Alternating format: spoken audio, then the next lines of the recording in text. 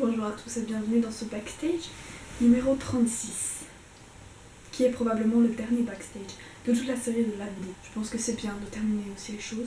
Aujourd'hui, je vais vous raconter tout ce que j'ai appris au cours de la mission l'Audit. Il y a des choses que je vais plus ou moins expliquer.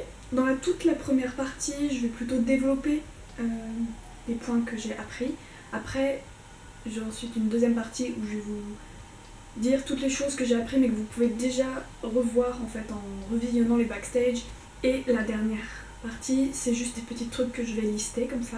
J'ai très froid, c'est pour ça que je me mets là dans ma couette. Si vous voulez que j'aborde plus profondément certains points, eh bien faites-le moi savoir et je le ferai avec grand plaisir. Et là j'ai fait ce qui me semblait être l'essentiel.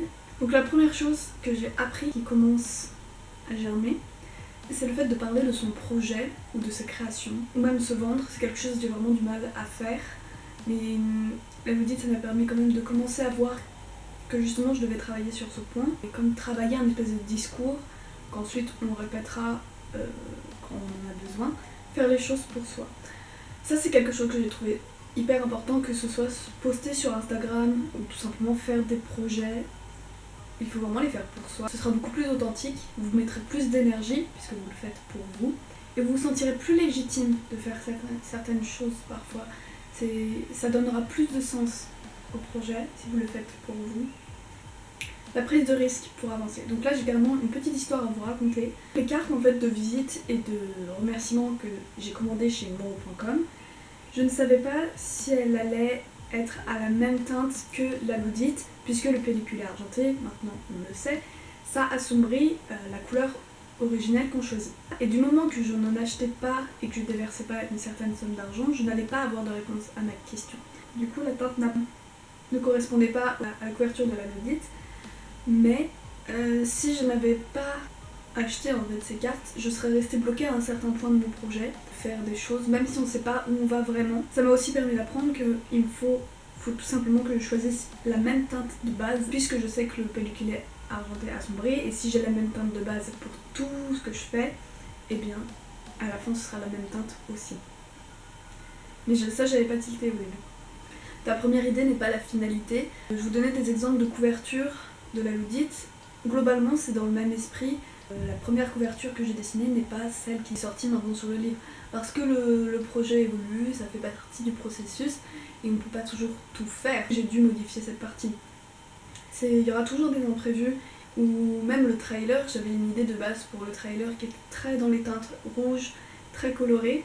J'ai dû le réécrire 2 fois et finalement à mon avis il n'y aura pas du tout de rouge parce que la teinte de rouge de l'Audit ne matche pas avec d'autres teintes de rouge. Tu peux essayer de faire des choses sans les faire et sans qu'elles aboutissent. L'Audit a failli ne pas aboutir, mais finalement bon, ça s'est fait.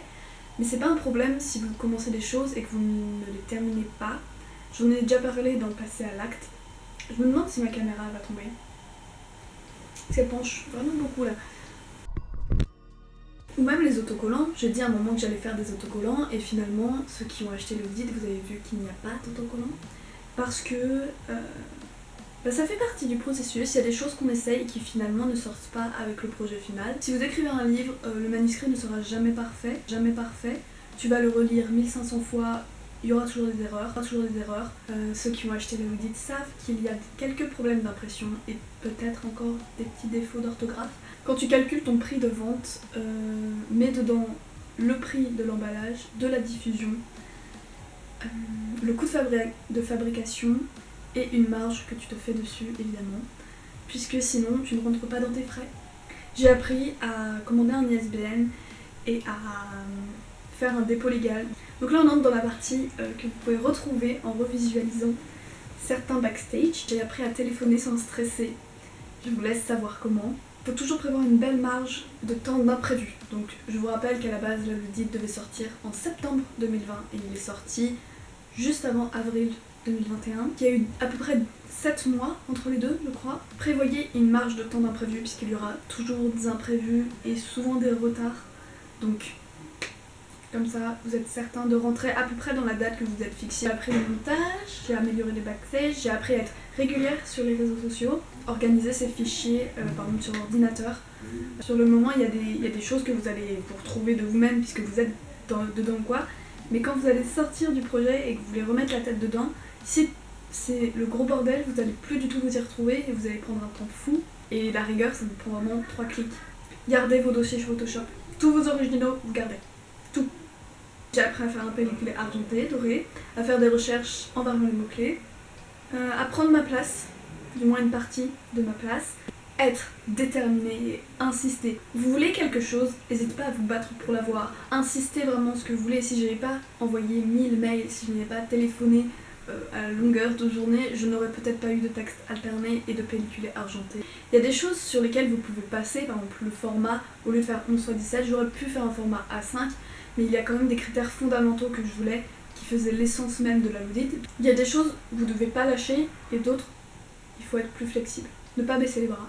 Passer à l'acte, peu après les bases de la promo, synthétiser le backstage, et ne pas porter trop d'attention aux chiffres. Tous les backstage, je les fais pour moi, les photos sur Insta, je les fais pour moi, je ne fais pas pour le nombre de vues ou le nombre de j'aime, et heureusement, puisque sinon je serais extrêmement triste, je pense. Donc là maintenant, je vais vous lister juste des petits trucs express comme ça. J'ai ouvert une boutique Etsy, je sais créer une couverture, faire un manuscrit, auto-éditer un livre en fait globalement, créer une identité visuelle, ça j'adore faire. J'ai appris que je préférais le processus plutôt que la finalité. Me poser devant une caméra pour parler, un peu plus compliqué, enfin moi je suis un peu moins à l'aise. Si je suis un peu froide, je suis désolée. Et comment percevoir les galères, je vais vous en parler plus profondément. Merci d'avoir regardé ce backstage, de l'avoir lu, regardé ou écouté, et puis très belle vie.